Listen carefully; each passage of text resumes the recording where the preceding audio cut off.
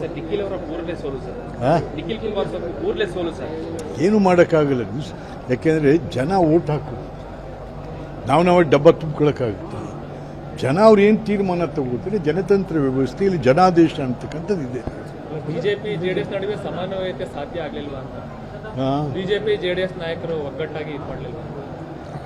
ಮಾಡಿದ್ದಾರೆ, ಒಗ್ಗಟ್ಟಾಗಿ ಮಾಡಿದ್ದಾರೆ, ಬಟ್ ಜನ ತೀರ್ಮಾನ ತಗೋತಾರೆ. ಸರ್ ಬಿಜೆಪಿ ನಾಯಕತ್ವ ಬದಲಾವಣೆ ಕೂಗು ಕೇಳ್ತಾ ಇದೆ, ಅಂದರೆ ಬಂಡಾಯ ಸಹ ಎದ್ದಿದ್ದಾರೆ. ಅದೇನಾದ್ರು ಮೈನಸ್ ಆಯ್ತಾ? ಅದೆಲ್ಲ ಏನೂ ಆಗಿಲ್ಲ ಈಗ. ಬಟ್ ಏನಪ್ಪ ಅಂತಂದ್ರೆ ನಿಜ, 3-4 ಗುಂಪಿದೆ ಬಿಜೆಪಿ. ಯತ್ನಾಳು ಒಂದು ಕಡೆ, ಇನ್ನೊಬ್ರು ಇನ್ನೊಂದು ಕಡೆ ನಡೀತಾ ಇದೆ. ಬಟ್ ಬಿಜೆಪಿಗೆ ಅದು ಒಳ್ಳೆಯದು ಅಲ್ಲ. ಯಾಕೆಂತಂದರೆ ಬಿಜೆಪಿ ಆನ್ ಇಟ್ಸ್ ಓನ್ ಎಂದು ಬಂದಿಲ್ಲ. ಬಟ್ ಸರ್ ಮಾಡ್ಕೊಂಡು ಹೋಗ್ರೆ ಅಂತ ಜನ ಅವಕಾಶ ಕೊಡ್ತಾನೆ ಇರ್ತಾರೆ. ಅವ್ರು ಸರ್ ಮಾಡ್ಕೊಳ್ಳೋಂಥ ಅದಕ್ಕೆ ಬುದ್ಧಿ ಕಲಿತಾ ಇಲ್ಲ ಬಿಜೆಪಿ. Thank you. ಮಹಾರಾಷ್ಟ್ರದಲ್ಲಿ